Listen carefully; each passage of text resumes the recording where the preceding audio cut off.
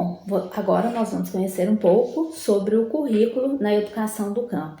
Esse currículo, ele é específico, ele é planejado para atender às demandas do homem do campo e ele precisa prever as necessidades e condições para um desenvolvimento integral do homem rural e atender às demandas das necessidades da sua propriedade. Então, esse currículo, ele deve proporcionar, por meio de atividades, condições de trabalho e geração de renda para jovens e adultos.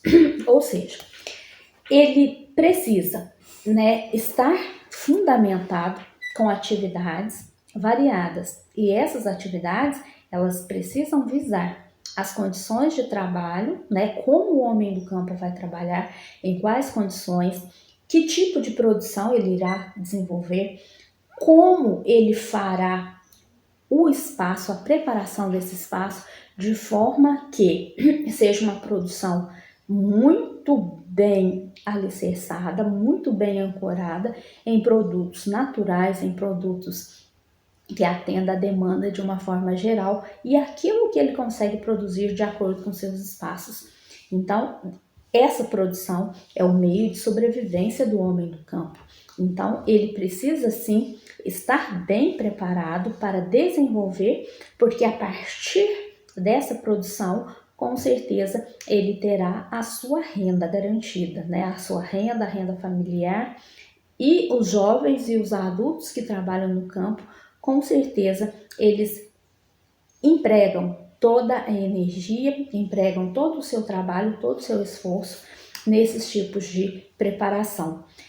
Aí vale a pena a gente ressaltar que independe se é uma produção em larga escala ou se é uma agricultura familiar, que a gente sabe que produz em um nível, em um ritmo mais reduzido, entretanto, dá prioridade para produtos orgânicos, produtos naturais, produtos bem mais saudáveis para vir diretamente para a nossa mesa.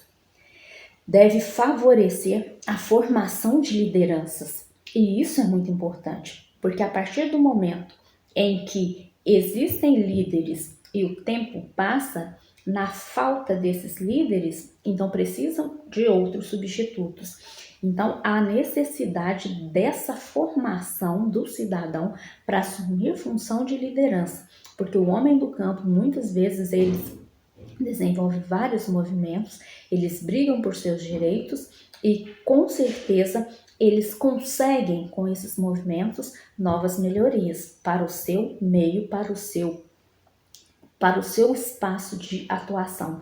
Então, precisam, sim, de formar líderes. Precisa também potencializar a valorização do campo como espaço de produção e recriação de vida. É o que eu havia dito, o campo antigamente era o local de produção e as pessoas vinham para a cidade, era o êxodo rural. Agora não, agora o campo ele é atrativo. Quem nasce no campo permanece no campo e quem mora na cidade muitas vezes vai desenvolver atividades no campo também. Então, o campo é um lugar agora de movimento, é um lugar de produção, tanto de produção, no caso, para alimentos, como mão de obra. Então, precisa sim de pessoas que atualizem lá. Então, ele precisa sim assumir esse papel, ser valorizado como tal. Não porque a pessoa é do campo e as suas ações não têm o mesmo grau de grandeza que antigamente era comparado com o homem da zona urbana. Então, o homem do campo, sim, hoje ele é muito valorizado. E ele conseguiu essa valorização com muitas brigas, com muitas lutas e com vários movimentos. E com certeza ainda há de conquistar muito mais, porque nós e o campo, a atividade urbana com a atividade rural, estão ligadas. Eu não vejo em momento nenhum a desvinculação de um com o outro.